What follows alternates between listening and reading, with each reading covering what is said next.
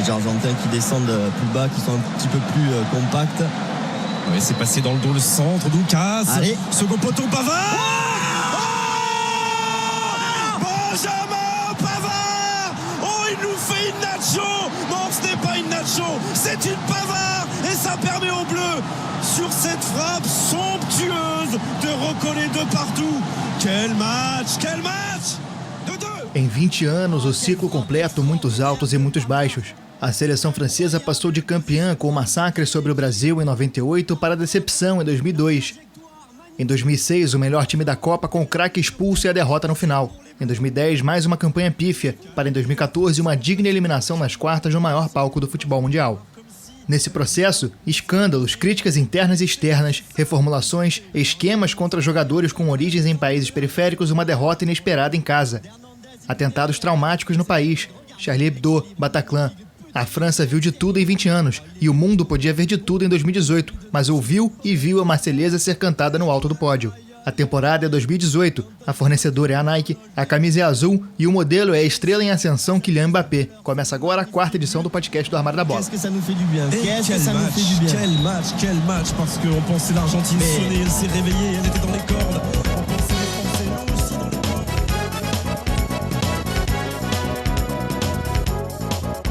Começando aqui a 4ª edição do podcast Armário da Bola, falando sobre um tema um pouco mais recente. O tema mais recente que a gente vai tratar aqui, a seleção francesa campeã do mundo em 2018 na Rússia.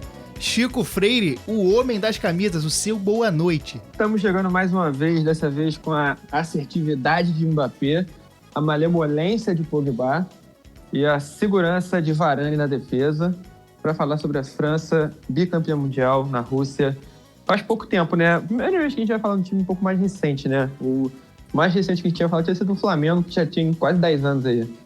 É, exatamente. Vamos falar da última Copa do Mundo, talvez da existência, não sabemos. Estamos no meio da pandemia, mas... Espero que não. Espero que não, porque a Copa do Mundo é muito bom. Mas antes de ir pro programa, os recadinhos de sempre, explico.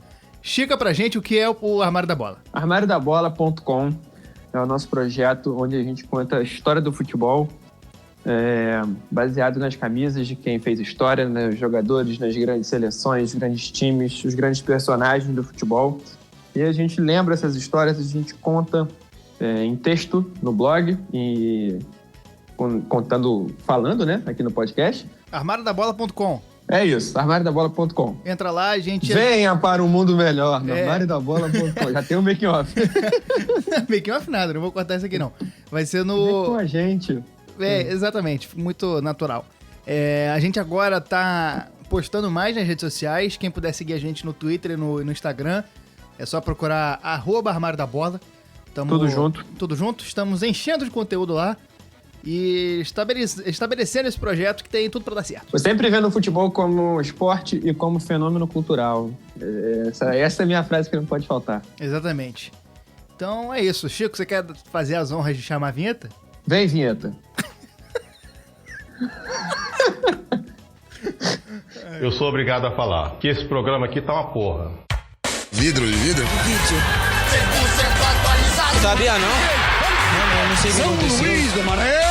Esses negros maravilhosos que saem tabelando, tocando. Exatamente, o Luiz Roberto é dos negros maravilhosos que a gente vai falar hoje, mas antes vamos pro nosso contexto histórico de 2018. A gente vai fazer antes aqui só os fatos do ano de 2018 e o contexto histórico ele vai acabar aparecendo no resto do programa, porque a formação dessa seleção ela tá junto do contexto histórico do país. E não só hoje em dia, mas sei lá, dos 50, 100 anos pra cá, a formação dessa seleção tá muito junta do que foi a formação da sociedade francesa, né? Esse é um assunto que eu gosto muito de conversar e a gente vai botar em pauta aí. Mas vamos aos fatos do ano 2018. 14 de março, a vereadora Marielle Franco e o motorista Anderson Gomes são assassinados no Rio de Janeiro. Um crime que até hoje não se sabe o mandante. E é importante saber quem mandou matar a Marielle Franco, porque só com solução desse tipo de crime que a democracia pode ser realmente estabelecida. E Marielle vive, Marielle e Anderson vivem. Em 23 de março, Pedro Paulo Kuczynski é eleito presidente do Peru, o famoso PPK, com o slogan Por um Peru mais grande, que é importantíssimo falar. Aí é foda, literalmente. Um dos fatos mais importantes do ano. Em 7 de abril, o ex-presidente Lula foi preso. O juiz Sérgio Moro acaba de ordenar a prisão do ex-presidente Lula. Moro tomou a decisão assim que recebeu o ofício do Tribunal Regional Federal da 4ª Região, em que afirma que não há mais nenhum obstáculo ao cumprimento da sentença. Ficou preso pouco mais de um ano, sendo libertado em 2019. Em 21 de maio, a greve dos caminhoneiros parou o Brasil por algum tempo.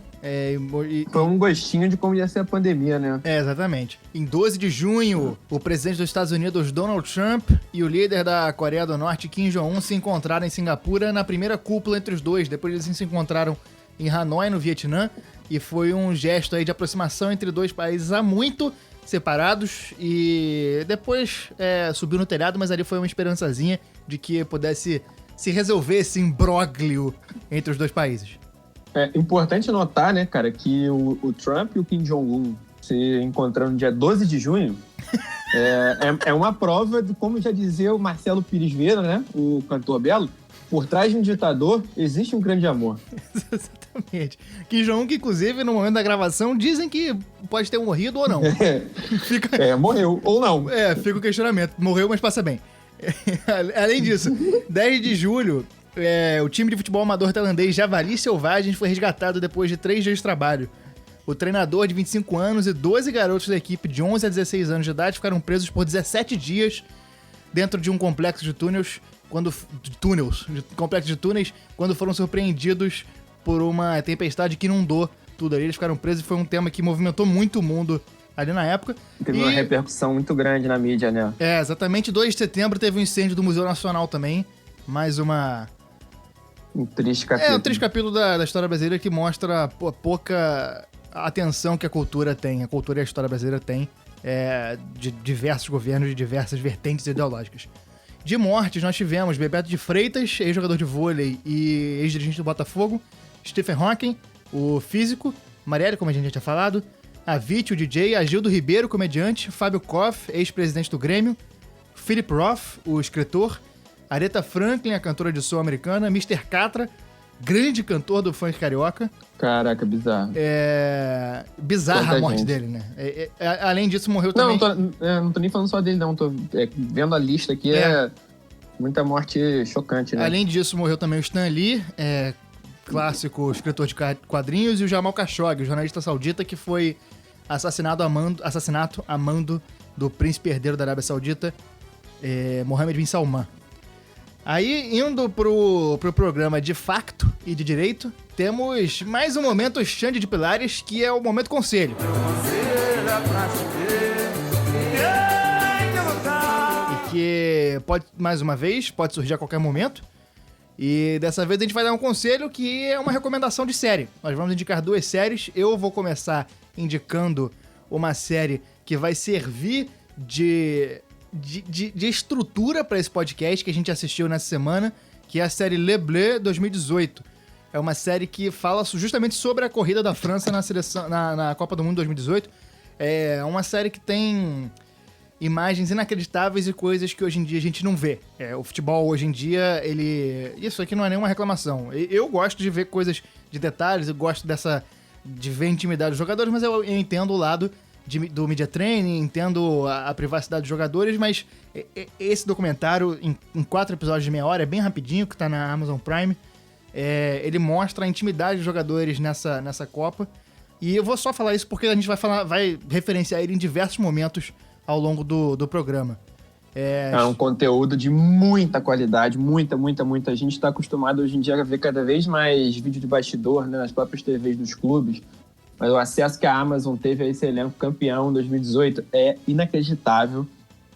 São algumas imagens, alguns momentos que eles captaram fenomenais. Dá para ter uma noção muito legal de como se comportava aquele time, de como pensavam os jogadores, a comissão técnica, de como foi o trabalho para chegar nessa conquista, tanto de trabalho psicológico quanto de trabalho de treino mesmo. É uma série fenomenal, uma das séries mais completas, de material mais valioso que eu já vi sobre futebol nos últimos tempos. Recomendadaço. E outra série, você vai falar aí, né? Que a gente viu, igual a gente viu essa, né? Junto, mas separado. Vendo, em paralelo, vimos 2 episódios juntos, né? Que também da Amazon. Inclusive, se quiserem patrocinar aí o Jeff Bezos, que é ouvinte do programa, pode mandar eu vou mandar o boletim. Fala, Jeff. Prepara o TED pra nós aí, armário da bola, hein? Depois eu te passo meu CPF. Não, a outra série é o This is Football, que é inacreditável. É inacreditável. Assistimos 2 episódios, e são os 2 primeiros. É um pouco mais longa essa série, cada episódio tem 1 hora. E o objetivo é contar por que o futebol é tão importante. É mais ou menos o trabalho que a gente faz aqui de analisar também o futebol como fenômeno, né? A série, da sociedade. A série tem a mesma ideia do nosso podcast, é a ideia que a gente acredita, né? Que o futebol, ele não é só um esporte, ele move a sociedade, move as pessoas, move uma porrada de coisa. E assim, é daquelas séries com produção super... muito bem... Inacreditável. A produção irretocável, entrevista todo mundo, aí presidente do país, entrevista. É a pessoa que marcou o gol importante pra entrevista também. E com imagens, tudo assim. E é série pra assistir com lencinho de papel a tiracolo, porque, cara, é de chorar. Qualquer pessoa, emocionante. Quem já se emocionou uma vez na vida com qualquer coisa sobre futebol ou sobre esporte, vai se acabar de chorar com essa série, igual a gente se acabou de chorar também. A gente conversando virtualmente nesse momento de pandemia, a gente conversando, os 2 terminaram os episódios aos prantos. Não, o primeiro episódio sobre Ruanda e o segundo sobre o futebol feminino nos Estados Unidos e no Japão, no mundo de forma geral, né? Porque ele enfim, é de chorar porque as histórias são muito incríveis, são muito impressionantes, a produção são muito bem contadas as histórias, e as histórias são boas mesmo. E o futebol brinda a gente com muitas histórias boas, não é uma exceção. Recomendadaço, This is Football, na Amazon. É imperdível para quem gosta de futebol, para quem gosta de boas histórias. Exatamente. E aí, indo pro programa em si, vamos começar com a convocação dessa seleção da França, comandada por Didier Deschamps. Calma aí. Obrigado, Xande. Pode desligar aí. É isso, exatamente. Essa seleção comandada por Didier Deschamps, que foi o capitão da seleção francesa que conquistou o primeiro título do país em 98, e tinha uma seleção muito jovem. Eu vou falar aqui a convocação, e todos os jogadores que eu não citar a idade especificamente têm 25 anos ou menos. Então, vocês vão ver quão poucos jogadores eu vou citar. O time tinha Lloris, o goleiro com 31 anos de idade do Tottenham Hotspur, o Mandanda com 33 anos do Olympique de Marseille, e Areola também goleiro do Paris Saint-Germain, Pavard do Stuttgart, Kimpembe do Paris Saint-Germain, Varane do Real Madrid e um Titi do Barcelona, Rami com 32 anos do Olympique de Marseille, Sidibé do Mônaco, Hernandes do Atlético de Madrid e Mendy do Manchester City, Pogba do Manchester United, Lemar do Atlético de Madrid, Tolisso do Bayern de Munique, Kanté do Chelsea, Matuidi com 31 anos da Juventus e Zonzi com 29 anos do Sevilha. No ataque tinha Griezmann com 27 anos do Atlético de Madrid, Giroud com 31 do Chelsea, Mbappé, esse eu vou citar porque tinha 19 anos na época da Copa, do Paris Saint-Germain, Dembélé do Barcelona, Fekir do Lyon e Thauvin do Olympique de Marseille. É uma seleção que eu já não sei exatamente a informação, mas eu acho que era a primeira ou a segunda seleção mais jovem da Copa. Era a segunda mais jovem da Copa. Segunda mais jovem da Copa. Exatamente. E um time que, assim, já pra começar a discussão, eu não considero um time brilhante, não é um time que eu acho que seja um dos melhores campeões da Copa, mas é um time muito equilibrado, com bons jogadores em todas as posições, e pra mim, 2 craques que são Kanté e Mbappé. Eu botaria o Pogba e o Griezmann também no nível acima do resto. Eu concordo, mas eu não sei se no mesmo nível do Mbappé e do Kanté. Eu acho o time muito bem construído, muito bem montado. E a história desse time começa uns anos antes, né? A França passou por muitos altos e baixos nos 20 anos que separaram os 2 títulos da Copa, né? De 98 e de 2018. A França virou a melhor seleção do mundo em 98, aí passou vergonha em 2002, voltou a ser sinistríssima, voltando a ser final, perdeu nos pênaltis em 2006, foi eliminada de novo na fase de grupo em 2010. E aí com Era um uma ponto montanha só, russa. com um ponto só em 2010, uma vergonha completa. Vergonha completa, com o jogador se xingando o treinador, todo mundo fazendo... Nossa, foi uma vergonha completa. E aí chegou em 2014 tentando um paz, né? E o pior, depois de 2010, demitiram o Domenech, que era o técnico, trouxeram o Laurent Blanc. O Laurent Blanc foi envolvido num escândalo, de que ele queria botar cota Ele estava envolvido num grupo que queria colocar cotas nas categorias de base do futebol francês para limitar o número de jogadores imigrantes e filhos de imigrantes nos times. Ele queria mais jogador branco jogando na França, essa é a verdade.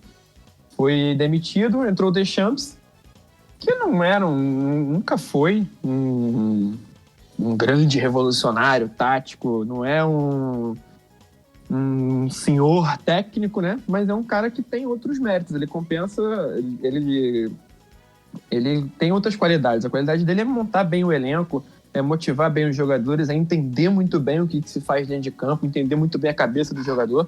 Pô, o cara foi campeão, o cara levantou a taça em 98. E então... além disso, é muito importante a gente sempre ressaltar, quando a gente tá falando de Copa do Mundo, que não necessariamente precisa de um time taticamente brilhante pra ir bem numa Copa do Mundo, né? Porque, cara, é um torneio de tiro super curto, passou da fase de grupos, são 4 jogos que você precisa ter um time razoavelmente entrosado e nem todo mundo tá tão entrosado assim. Então, assim, você pode ter um técnico... Precisa saber jogar. Exatamente, precisa saber jogar e você precisa saber controlar as personalidades também, porque você tá pegando os melhores jogadores dos clubes em grandes seleções, como é o caso da França, como é o caso do Brasil também.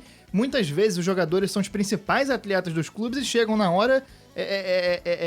precisam ser relegados a uma segunda posição, precisam abrir um pouco de espaço para que outros possam brilhar. Então, assim, é uma gestão, talvez a gestão de pessoas e lidar com as personalidades seja mais importante do que a tática em si, que obviamente também é importante, mas é muito mais nos detalhes e saber as conversas. E, inclusive, obviamente, essa vai ser uma das muitas vezes que eu vou referenciar o documentário que a gente indicou no começo, porque esse trabalho do Deschamps fica muito claro nesse documentário. Exatamente. Nas pequenas conversas, nos pequenos toques que ele dá nos jogadores, nos momentos na hora do almoço que ele vai chamar a galera e falar, ó, aquela vez a gente errou isso. Logo depois do primeiro jogo, que a gente vai falar daqui a pouco contra a Austrália, ele dá uma chamada no time e fala, gente, a gente precisa melhorar isso. E aí você vê ele, ao mesmo tempo, dando as cobranças, mas pedindo que os jogadores façam mais, porque ao mesmo tempo que você tem que controlar todas essas personalidades, você não pode pesar a mão na cobrança, porque você pode perder o time, e se o time não confia mais no treinador, o time desanda, entendeu? Então, assim, o trabalho do Deschamps seria bem feito em outros aspectos, e talvez seja um trabalho dos melhores que a gente viu em Copa, porque, cara, é um time que você tem jogadores que são estrelas nos seus times, né? O Pogba é estrela, o Mbappé é estrela, o Griezmann é estrela, você tem muitos jogadores bons e esse lado é muito bem feito pelo Deschamps. E aí, falando em muitas personalidades do time, isso é aumentado considerando ainda mais o fato de que nessa seleção francesa você tem um time extremamente miscigenado, né? Você tem jogadores de toda o território colonial francês. Você tem jogador do Mali, jogador de Gana, jogador... Obviamente, nem todos nasceram fora, né? São só 2 ou 3 jogadores que nasceram fora da França, mas a maioria é filho de imigrantes, e você tem essa característica muito marcada neles, e é um ponto muito importante dessa seleção, que para entender esse título da França, a gente precisa entender essa questão da imigração na França, né? Isso é uma característica da seleção francesa que eu acho muito legal, muito interessante e me chama muita atenção. Eu lembro a gente assistiu até junto isso, tem uns anos, cara. Eu lembrei disso agora, eu esqueci o nome, mas tem um documentário no Netflix sobre a conquista da França em 98 que faz muita relação com isso. O nome é Lebré também, mas ele não tá mais na Netflix. Eu chequei. Não tá mais na Netflix? Não, eu chequei pra ver se tava e não tá mais. Mas realmente, esse documentário é muito bom e ele mostra como... E assim, é um fato que já é muito estudado e falado no futebol europeu, de como a presença dos imigrantes, o olhar sobre os imigrantes muda com a qualidade dos times. Por exemplo, o Lukaku falou sobre isso, o Lukaku, jogador belga, falou sobre isso num texto no Players Tribune, que quando ele ganha, ele joga bem, quando ele faz gol, ele é o Lukaku belga. Mas quando ele joga mal e a seleção perde, ele é o Lukaku filho de congolês, entendeu? Eu acho isso um tema muito interessante pra gente debater, pra gente conversar aqui, até pro pessoal opinar, os nossos ouvintes. Em 98, a seleção francesa ganhou um apelido, né? Ele adotou um lema. Porque todo mundo na França tem a expressão que é o bleu, blanc, rouge, que é azul, branco, vermelho, que é a bandeira da França. Em 98, o time ganhou o apelido de Black, Blanc, Bear, que é preto, branco e árabe, uma tradução livre. Porque o time era formado por jogadores que nasceram em antigas colônias, jogadores que nasceram em posses ultramarinas francesas, e filhos de pessoas que nasceram nesses lugares e moravam na França. O caso do Zidane, por exemplo, que é filho de argelinos. O Henry é simbólico. O Henry é filho de caribenhos. A mãe é de Guadalupe, o pai é de Guadalupe e a mãe é da Martinica. São muitos os casos, e também próprio Deschamps, que é brancão francês europeu. E isso sempre foi um traço muito forte francês. É uma seleção que mistura muitas influências, e eu acho isso muito interessante. Ao mesmo tempo, você tem dois lados na moeda, né? Ao mesmo tempo, é uma óbvia questão de representatividade. Você vê as diferentes etnias ali conquistando e ganhando e tendo esse protagonismo. É muito importante para a inclusão, geral da sociedade francesa. É uma questão de representatividade mesmo, de se ver aquelas pessoas que estão ali na seleção. E a própria Nike, quando assumiu a França, em 2011, assumiu a fabricação dos uniformes da França, eles colocam sempre no uniforme um brasãozinho, um escudozinho, escrito "No différence nos unissent", que é "Nossas diferenças nos unem". A seleção francesa tem isso no DNA, tem essa miscigenação no DNA. Ao mesmo tempo, a gente tem um lado ruim. Fazendo a pesquisa para o blog, eu achei até uma matéria da BBC que conversa com alguns especialistas franceses que apontam que, assim, alguns políticos usam esse sucesso da seleção, usam esse sucesso da miscigenação na seleção como assim, tá vendo? Tá tudo bem. Aqui não tem racismo. Aquele papinho que a gente escuta no Brasil também. O que não é verdade. E isso atrasa, de certa forma, também a promoção de políticas públicas, a promoção de debates, a promoção de um avanço, né, mesmo, em relação à inclusão na França. E além disso, esse documentário que você falou na Netflix, que é o Le Bleu, o que a gente recomendou da Amazon é Le Bleu 2018. E esse que a gente falou agora da Netflix, que a gente assistiu, que não tá mais lá, que você pode dar seus pulos pra encontrar na internet, é só Le Bleu. Às vezes cai um caminhão, cheio de DVD, isso. Aí a pessoa procura... caraca, assim, caiu aqui. Não é pirataria, não existe isso. Aqui a gente não apoia a pirataria. Exatamente. A tese desse documentário é que o sucesso da seleção francesa, ele tá diretamente relacionado com a forma como a opinião pública lida com os imigrantes, né? Até, cara, isso é um tema de muito tempo na seleção francesa. O próprio Zidane, obviamente deve ser a mesma questão do Lukaku. Porra, quando ele ia bem, chamava... Ele era francês. Quando ele ia mal, era o argentino, não.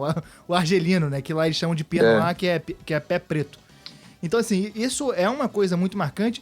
Isso, inclusive, a questão da imigração, ela é um tema que está nos problemas que a sociedade francesa viveu nessa década passada e nesse século XXI.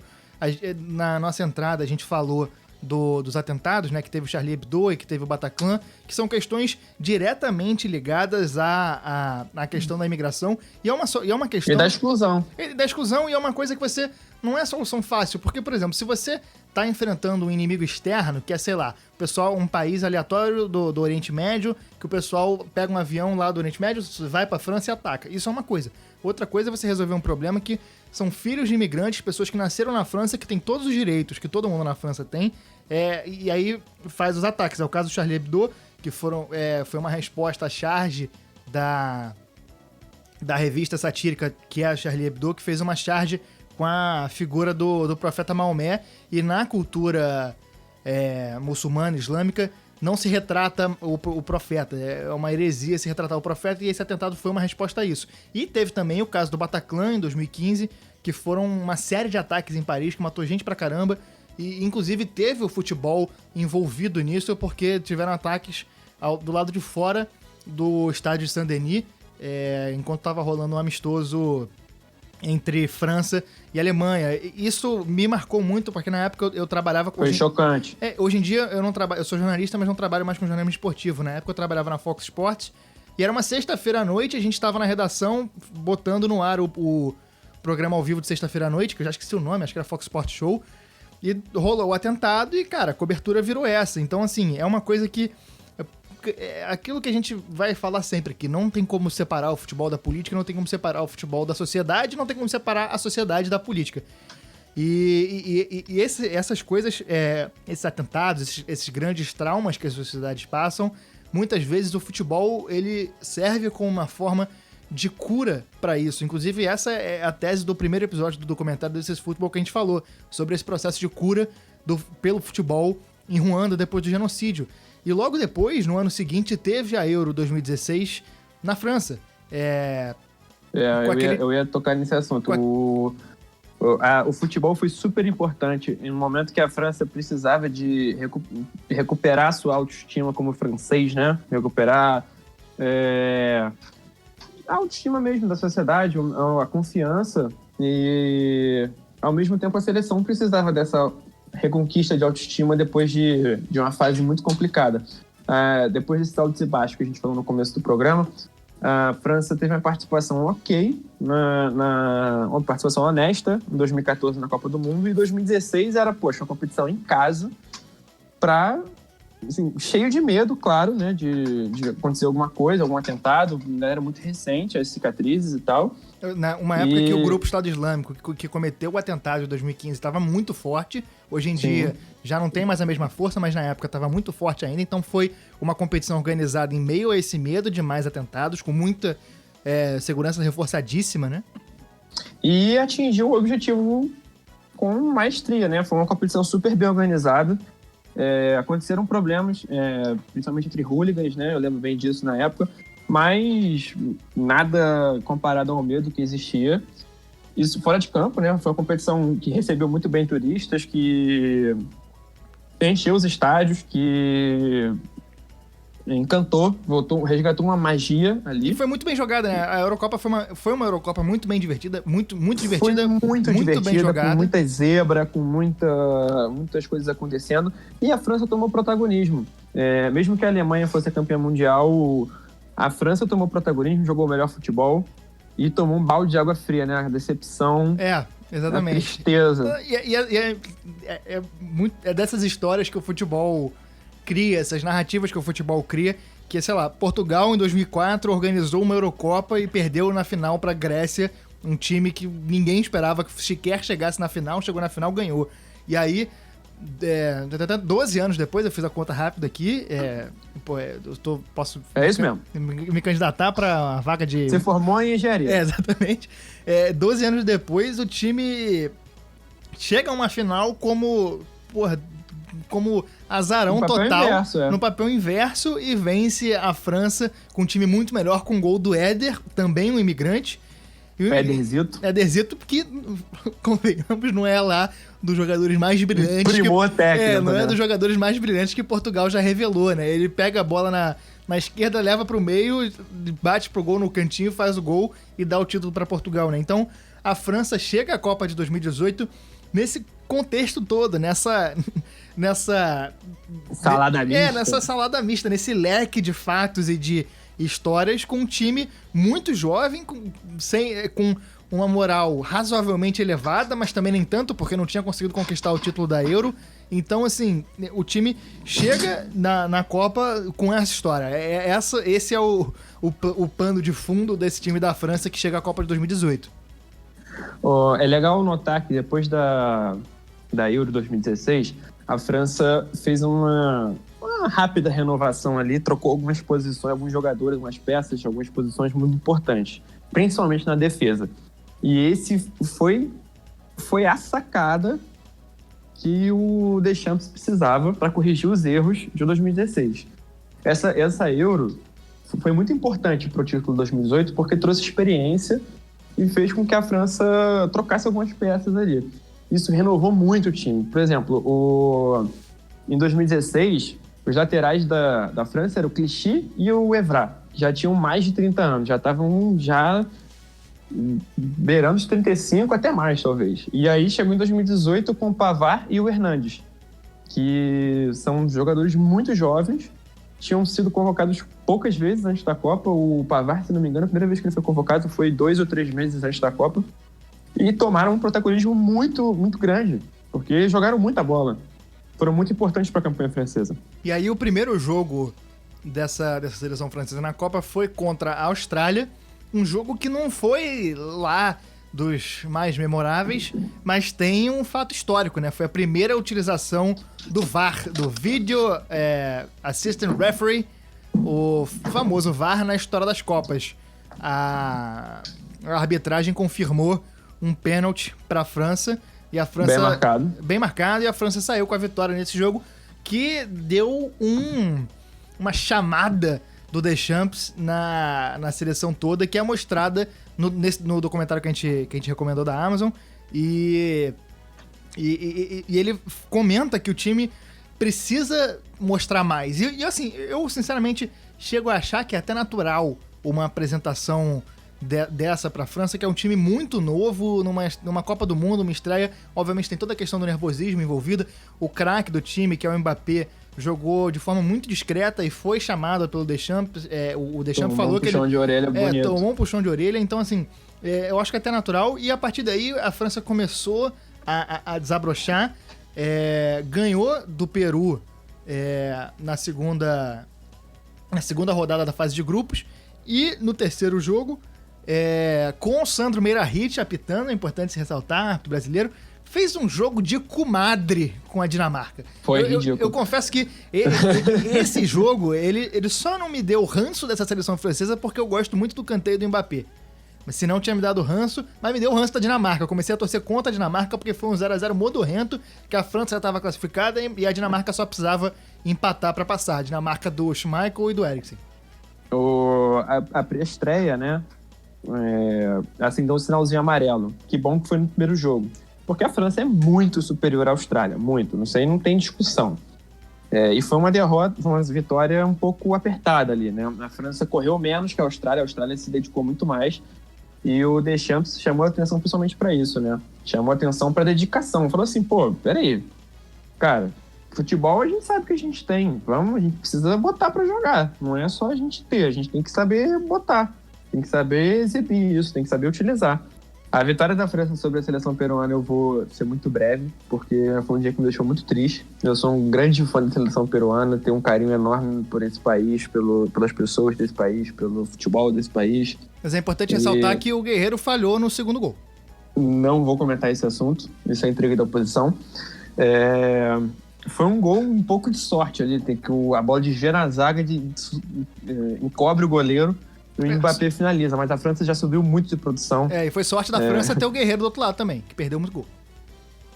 Perdeu um. E falhou no segundo gol. Eu queria fazer um comentário que foi muito ridículo. Porque a França, de fato, botou o Peru na roda.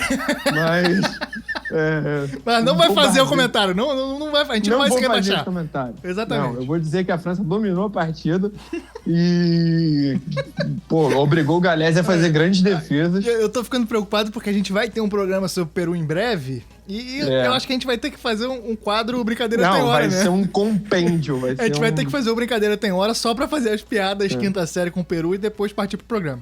Os programas sobre a seleção peruana vão ser uma grande enciclopédia da quinta série. A gente começa com as piadas, faz todas que tiver bota pra fora, e aí depois a gente pega o Peru de jeito. 3 minutinhos ali falando de futebol, foi. Depois a gente pega o Peru de jeito. Isso. Aí, Contra a Dinamarca foi ridículo, né? Foi um jogo que eu nem assisti. Assim, o Peru e a Austrália já estavam eliminados e eu assisti esse jogo porque foi mais emocionante. Inclusive teve gol do Guerreiro.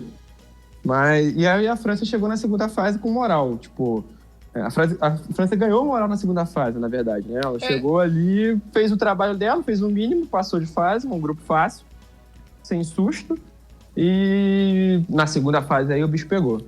Eu acho que esse jogo contra a Argentina, ele é duas coisas pra mim. Ele é o florescer do Mbappé como craque dessa seleção, porque ele jogou muito nesse jogo. Ele já tinha marcado gol na primeira fase, mas nesse jogo ele foi o cara do jogo. Ele, no primeiro tempo, sofreu o pênalti que o Griezmann converteu, depois fez 2 gols ao longo da partida. Assim, ele fez de tudo, jogou muito, ninguém conseguiu fazer nada. O Kanté, por outro lado, anulou o Messi não conseguiu fazer quase nada durante o jogo. A única coisa que ele fez foi num dos gols da Argentina, que ele chutou pro gol. E eu não sei chutou errado e o Mercado ou o Rojo desviou pro gol, não lembro mais quem foi. Foi o Mercado. Horroroso, desviou pro gol. E a Argentina fez um gol. E, cara, foi um jogo muito difícil pra França, porque é um jogo contra uma grande seleção que tem o melhor jogador do mundo, que é o Messi. Então, eu acho que foi... Nunca é fácil. Nunca é fácil, e eu acho que foi o jogo que mostrou pra esse time da França que o time podia chegar longe. Porque não foi um jogo fácil. A França abriu 1-0, tomou uma virada com um golaço do Di Maria, o primeiro gol do Di Maria. Espetacular. E aí a França vira, faz 4-2, e aí no finalzinho o Agüero marca o terceiro de cabeça, e acho que é o jogo da virada para a França, o jogo que mostrou não só para a França, mas para os jogadores que esse time podia chegar mais longe do que todo mundo. O grande mérito da França, né, nessa Copa não foi nada individual, foi o coletivo, foi o futebol funcionando no time todo. Claro que um ou outro sobressai em algum momento, até de forma geral um outro sobressai, mas o grande mérito da França foi o timaço completo, né? O futebol coletivo. Nesse jogo, o Mbappé botou embaixo do braço e falou assim, deixa comigo. O moleque de 19 anos. 19 anos. Isso é muito impressionante. O que você estava fazendo com 19 anos, Gustavo? Pensa aí, você ouvinte com 19 anos, o que você estava fazendo? Você não estava jogando contra a Argentina na Copa do Mundo. Só você, Mbappé, que é o nosso ouvinte, você estava. Mas o resto da galera não. E o Pelé. O Pelé não era contra a Argentina. Mas era na Copa do Mundo com 19 anos. 18, na real. 17. Adolescente. Enfim, de qualquer forma, o Mbappé, ele já mostrava muito talento. Eu lembro que eu já curtia muito o cara, eu já tinha visto ele. Foi até um jogo do Mônaco, cara. Eu acho que foi uma Champions League da vida que eu vi esse moleque. Eu fiquei assim, caraca, esse moleque é muito bom de bola. Ele corre muito, ele dribla muito, ele finaliza muito. Ele é muito sinistro. E nesse jogo contra a Argentina, ele estourou, né? Ele mostrou o talento dele. Ele mostrou por que todo mundo pagava pau pra ele. Porque ele jogou muita bola. Agora, o Mbappé, ele deu assistência, sofreu o pênalti do primeiro gol, não foi assistência, sofreu o pênalti do primeiro gol e fez 2 gols no final do jogo. Mas o golaço é o do Pavard. É o gol que a gente colocou na entrada do programa. E assim, cada um tem suas preferências no futebol, e a minha é chute de fora da área. Pra mim não tem nada mais bonito do que aquele chute que o cara pega de jeito na bola e a bola vai num ângulo. E esse gol é justamente isso, a bola vem quicando maldosa, falando, vem, me bate. Ele vai, ajeita o corpo, bate com o peito do pé e ela vai lá no ângulo indefensável. Pra mim, um dos gols mais bonitos da história da Copa. Ele deixa o corpo num ângulo improvável, né? E bate de uma forma meio de rabeira ali, meio de soslaio na bola, que ela vai desafiando a física e entra no ângulo. Mas é um gol absurdo, absurdo. A física ficou pra trás nesse dia. E no documentário ele mesmo fala depois, cara, eu não sabia o que fazer, eu não tô acostumado a fazer gol. É muito engraçado isso. E realmente foi um gol inacreditável. Antológico. E a França ganhou muita moral aí pra enfrentar o Uruguai nas quartas de final. E foi um jogo tranquilo, né? O Varane marcou de cabeça, 1-0, o Varane zagueiro do Real Madrid. Enquanto estava 1-0, o Lloris fez uma defesa inacreditável numa cabeçada do Cáceres, defesa à la Gordon Banks. E depois teve um frangaço do Muslera num chute do Griezmann. Muslera que inacreditável Né? ser titular da seleção de alto nível tantos anos assim, com um goleiro do Marquinhos. 3 Copas, tá? 2010, 2014, 2018 ele é titular. Se vacilar em 2022, ele tá ali. E com um goleiro muito melhor no banco, que é o Martin Silva. Muito melhor. Fica o meu abraço aqui pro Peter Houses e pro Rafa Giuliani, meus amigos vascaínos aí. E um abraço pro Martin Silva, que é nosso ouvinte também. Exatamente. E aí, na semifinal, a França foi encarar a ótima geração belga. A famosa. Famosa, que apesar do meme que virou, e acabou, no Brasil ficou até uma certa... Como teve o confronto anterior, a Bélgica passou do Brasil para enfrentar a França na semifinal. Antes do jogo contra a Bélgica, teve muita piada na imprensa brasileira em relação à ótima geração belga, falando que não era isso tudo, que blá, essa soberba da imprensa brasileira, e desdenhando de uma geração que é realmente boa, muito boa, né? O Lukaku, hoje em dia, em 2020, tem 26 anos, então assim, na próxima Copa do Mundo ele vai chegar, teoricamente, no auge, todo mundo é novo, a seleção é muito bem equilibrada, e é uma ótima geração, e foi o jogo talvez mais difícil da França nessa caminhada na Copa do Mundo, né? Cara, a Bélgica, um rápido parênteses sobre a Bélgica no programa aqui sobre a França. A Bélgica já tinha muitos jogadores importantes, grandes clubes, em 2014, só que era um time meio mal treinado. Era um ótimo elenco e um péssimo time. Era um time com muitos bons jogadores, mas que não se encaixavam e não jogavam bem. E não fez nada demais aqui no Brasil em 2014, na Copa do Mundo. Não fez nada demais. Era uma seleção que não assustava muito, não. Mas depois eles contrataram o Roberto Martínez, que era um técnico que foi do Everton, que é muito competente, e ele começou a azeitar ali o negócio. E nessa semifinal acho que foi uma final antecipada, né? Foi o confronto entre as duas seleções que estavam jogando melhor futebol. Antes desse jogo, tem até a cena do presidente da Federação Francesa, né, o Le Graët, falando com o time na concentração, e falando, essa frase é muito boa, a gente até selecionou essa frase do documentário da Amazon, em que ele fala o seguinte: quando o futebol francês tem sucesso, o país fica em paz. Isso aí é um dirigente do futebol francês mostrando, jogando na cara quanto que futebol é importante para a sociedade, quanto futebol é importante para a cultura. É uma frase sozinha que diz muita coisa, né, cara? Só ela mostra muito do que é a sociedade francesa, da importância que o futebol tem para a sociedade francesa. Né? É muito interessante.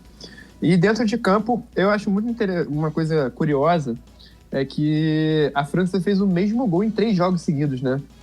A França fez o gol do Varane contra o Uruguai, aí contra a Bélgica é o mesmo golzinho, mesma jogada. Bola levantada na área e um gol de cabeça. Um Titi, e depois na final, mas aí na final não foi no jogador francês que fez, foi o Mandzukic que fez contra. Mas na semifinal foi um jogaço. Eu lembro de assistir esse jogo no trabalho, foi um jogaço. Muito bom mesmo. O Courtois e o Lloris tiveram que trabalhar muito. Foi um jogo de muita finalização, foi um jogo de muita ofensividade, os dois times deram muito resultado. E o jogo foi resolvido com um gol de cabeça de um zagueiro, né? Um Titi. Exatamente. E a França chegou na final contra talvez o finalista mais esquisito da história das Copas, que foi aquela Croácia, que não era um time espetacular. Tinha o Modric, que é um cara muito bom, mas já um pouco mais velho. O Perisic realmente jogando muito. E o resto do time eram jogadores... Rakitic escondido, o Mandzukic não é essas coisas. O Subasic não é um goleiro seguro muito também. Fraco. Frangou em alguns momentos. Não é goleiro realmente seguro. Então, assim, foi uma final que a França chegou como franca favorita e no primeiro tempo tomou um certo calor, assim. Até jogou melhor, mas no primeiro tempo não foi o baile que o resultado mostrou, mas no segundo tempo aí foi baile total da França. O time do Deschamps foi a forra. O primeiro gol foi contra, né? A França prestando uma atenção no Mandzukic. O Mandzukic, ele não é um driblador, um grande atacante, mas é um cara muito competente, né? Um cara muito bom no jogo aéreo, muito, muito bom. Um cara que fez sucesso no Bayern, fez sucesso no Atlético, faz sucesso na Juventus. Sucesso talvez não seja a palavra certa, mas é um cara que encontrou seu espaço ali. É um cara competente. E faz o que é esperado dele, né? Ele fez muito gol de cabeça na vida e a França estava muito preocupada com ele, assim, era talvez o jogador que mais assustasse o time francês. E o que ele fez? Gol, mas contra. numa jogada de escanteio, o cara se confundiu e meteu contra. 1-0 para a França. E até o Perisic empatou, um golaço, um belo gol da Croácia. Pra depois fazer besteira e botar a mão na bola. Sentiu, cara. Sentiu. A Croácia sentiu totalmente as faltas de experiência, né? A falta de camisa. E aí a França cresceu e atropelou. A França fez o segundo gol num pênalti. E o terceiro gol, eu acho muito incrível, o terceiro gol da França. Eu acho que é uma jogada onde os três melhores jogadores, os três jogadores mais técnicos de linha, fazem o que fazem de melhor. É uma jogada em que encaixou tudo. O Pá pega a bola no meio de campo, dá um passe longo inacreditável de 40 metros atrás da defesa. A defesa da Croácia é alta pra caramba, quase marcando no meio de campo, Pogba achou o passe. Vem o Mbappé, corre igual um desgraçado pela ponta. O cara corre muito, chega na bola e já tá quase dentro da área. Aí ele pega, dá uma balançada, não perde a bola pro zagueiro, ajeita pra trás. O Griezmann, que é meio de campo, já chega bem na bola, só que ele não consegue bater. Aí ele pega a canhota dele, que é mágica, dá uma ajeitadinha com carinho pro Pogba, que tinha começado a jogada, também chegar no ataque pra finalizar. Pogba bateu de direita, perna boa, a bola bateu na defesa. Sobrou de novo. Pô, só que o Pogba não é qualquer um, né? O Pogba não tem só a perna direita. Ele nem ajeita direito o corpo. A bola, do jeito que a bola sobrou, ele já chega batendo de esquerda e bota a bola no canto. Um golaço. O detalhe desse gol pra mim, que é muito interessante, é que o Pogba recebe a bola, a primeira, ele enche o pé com tudo, pra a bola ir muito forte. A bola bate na zaga, volta pra ele e fala, não vai na força? Então toma no jeitinho. Aí ele bate aquela bola que vai fazendo a curva e entra realmente golaço. E depois tem o quarto gol da França. E Mbappé se tornou o primeiro jogador com menos de 20 anos desde o Pelé, em 58, a fazer um gol numa final de Copa do Mundo. É um gol, é uma porrada seca que ele dá de fora da área. Bonito o gol goleirão podia... É um belo gol, não é um frango, mas era defensável. Não foi na bola, né? No final de Copa do Mundo tem que pelo menos ir pra aparecer na foto, né, cara? E aí depois disso tem a falha inacreditável do Lloris, que ele vai tentar... trapalhões. Ele vai tentar driblar o Mandzukic. Ele vai tentar driblar o atacante do adversário numa final de Copa do Mundo na pequena área. Aí... Cara, se tivesse 4x1, eu tinha dado chapéu. Não tinha nem feito o que ele fez. Tinha dado lambreta no Mandzukic, irmão. Pelo amor de Deus, 4x1. E aí passou vergonha. O gol da Croácia e terminou 4x2. França campeã, festa na Champs-Élysées. Aí é aquela coisa, né? Comemoração francesa. Tem carro queimado, francês nu no poste. Bandeira onde não devia estar. Esse tipo de coisa que a gente vê nas fotos por aí. Pra mim... Apesar dos jogos do Mbappé, o craque dessa Copa é o Kanté. E não só craque pelo que jogou, mas craque pela história dele, né? É um cara que era catador de lixo na infância. O Kanté é incrível. É impossível não amar o Kanté. Teve todas as dificuldades do mundo pra chegar onde chegou, e hoje é um dos melhores jogadores do mundo. É um marcador incansável, consegue sair com qualidade... de bola, ele dá um equilíbrio pro time, que assim, é um jogador que qualquer time gostaria de ter, um cara que nem o Kanté, e que é um cara muito querido pelos jogadores, né? No próprio documentário, acho que essa vai ser a última vez que a gente vai citar aqui, é importante ressaltar que a gente não está sendo pago, infelizmente, por isso, mas no próprio documentário... Ainda a câmera... Uma coisa legal do documentário, que é mais técnica, é que a câmera meio que é um personagem do documentário também, né? Você vê a câmera interagindo com os caras. E aí o documentarista pergunta, filmando o Kanté, perguntando, eu não vou conseguir entrevistar ele não, mas todo mundo fala, não, de jeito nenhum, ele não fala, não tem como, e ele é muito tímido, e aí ele ganhou música dos próprios jogadores, falando que ele parou o Messi e tal, é um cara de muito carisma, e pra mim é o craque dessa Copa. Pra mim, o momento rasgação de seda do programa de hoje é do Kanté. Eu sou muito, muito, muito fã do Mbappé, mas eu vou chegar lá, antes eu vou falar do Kanté. O Kanté é o formiguinha do futebol, ele é o cara que faz aquele trabalho sujo ali, um cara... Ele não tem 2 pulmões, não, ele tem no mínimo uns 7. Ele corre muito, ele não para, ele é incansável, ele não sente cansaço. Ele é um cara muito bom ali pra roubada de bola, pra marcação, pra começar ali a construção de jogada. E eu queria lembrar uma história dele de 2018, setembro de 2018, meses depois da Copa do Mundo. Em julho ele estava beijando a taça no gramado do estádio na Rússia. Taça 3 meses depois... Taça que os jogadores tiveram que falar, cara, você não quer pegar a taça e tirar uma foto? Ele, não, tudo bem, pode ser. Que ele tava com vergonha de pedir pra tirar foto com a taça. Ele tem um sorriso mais doce do futebol, isso é preciso dizer. Tem que dizer aqui. E ele é muçulmano, ele foi a uma mesquita em setembro. E aí o pessoal que tava lá na mesquita falou assim, pô, aí, quer chegar aí? Ele falou, tá bom, vou chegar. O cara, craque titular do Chelsea, 2 anos seguidos eleito o melhor jogador da Premier League,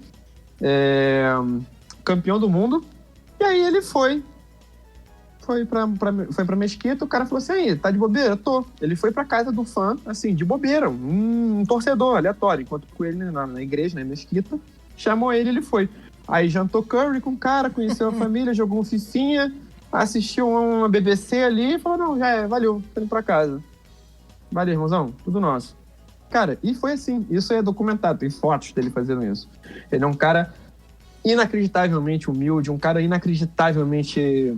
fofo mesmo, carismático, sabe? Fofo. Ele é um cara, é um fofo no bom sentido, é um fofo que dá vontade de falar, cara, obrigado por ser como você é, sabe? É o genro que toda sogra gostaria de ter. Kanté, ele merece todo o sucesso dele, é um dos caras que eu fico muito feliz pela história dele, pela personalidade mesmo dele, um cara de ouro mesmo, todo o sucesso dele é pouco pra quem ele é, na verdade, e quero sempre o bem do Kanté. E eu falei que eu ia falar do Mbappé. Cara, eu sou muito fã do Mbappé. Não tem como. Eu não consigo olhar pra esse moleque... Cara, esse moleque é muito sinistro. O moleque é muito sinistro. O moleque é o Copa do Mundo com 19 anos, cara. É assustador o que ele pode fazer no futebol, cara. É assustador. Olha o que ele já fez agora com 20 e pouquinhos anos. O que esse moleque... Até onde esse moleque pode chegar com a habilidade que ele tem, né? Ele é muito rápido. Ele é muito rápido e, ao mesmo tempo, ele é muito habilidoso. Ele não é um corredor burro, ele consegue driblar muito rápido, ele dribla em pouco espaço. E ele finaliza muito bem, ele é um jogador completo, um atacante completo. Na França, muita gente compara ele com o Henry, né? Até parecido, o Henry não era tanto de arrancada quanto o Mbappé é um pouco mais ponta do que o Henry, né? O Henry talvez fosse um pouco mais de drible, um pouco mais de passe ali para jogar mais pelo meio de campo. Essa seleção da França, ela é uma seleção extremamente carismática. E com isso a gente vai chegando aqui ao final dessa 4ª edição do Armário da Bola. Mais uma vez, conseguimos manter a média dos programas, que talvez não seja a média desejada. A gente tá querendo diminuir um pouquinho, mas não estamos conseguindo, porque a gente gosta muito de falar. Lembrando que, dessa vez, a gente tem muitas fontes e muitas coisas que a gente citou ao longo do programa, então vai estar tudo na descrição do post. É só catar lá que vai estar os linkzinhos tudo bonitinho lá. Segue a gente nas redes sociais, Armário da Bola, tudo junto. Instagram e Twitter, a gente tá postando cada vez mais coisa lá. Fica nosso abraço aqui a todo mundo que ouviu. É muito importante a gente ter o apoio de todo mundo nesse começo. O programa do Arsenal teve uma recepção muito legal, muita gente veio elogiar, muita gente que a gente nem conhece, porque assim, todo começo de projeto a gente acaba sempre se apoiando mais nos amigos, nas pessoas mais próximas. A gente tem bastante gente que tá ouvindo a gente, que a gente nem conhece e vem fazer um elogio, fazer uma crítica, dizer o que gostou, dizer o que não gostou. Então isso tá sendo muito legal, esse retorno desse projeto tá muito interessante e a gente tá muito animado com isso tudo. Chico, seu destaque final. Como a gente falou no episódio do Arsenal, a gente tá tendo um feedback muito legal, tanto de pessoas queridas, próximas, quanto de pessoas que a gente não conhece. E isso, a gente já estava muito feliz, muito animado, e a gente ficou mais ainda. Então, muito obrigado a você que escutou até aqui. Segue a gente, manda um alô, manda uma dica, manda uma sugestão, manda uma crítica. Xinga a gente, pode me xingar. Manda uma carta de amor, um telegrama. Me liga, manda um telegrama. Uma carta de amor. Eu vou até lá, eu vou. Não, muito obrigado mesmo, gente. É muito legal fazer isso, é muito animador ter o feedback de quem escuta a gente, quem acompanha. Um beijo grande, até a próxima. É isso, valeu, até semana que vem. Grande abraço!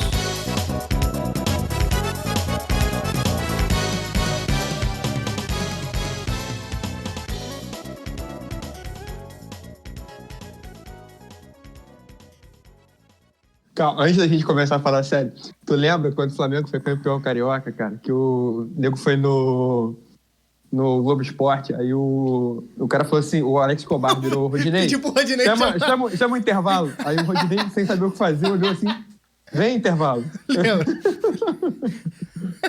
E aí o time inteiro rolou nos estúdios da Globo. Ai. Caralho, acabei de me lembrar. Simbora. Acabei de lembrar que a vinheta vem depois, né? Os Negros Maravilhosos. Enfim, foda-se, vai ficar assim mesmo. Vai. Já. Vamos lá. Eu vou deixar essa porra toda aqui porque vai ficar legal no make-off.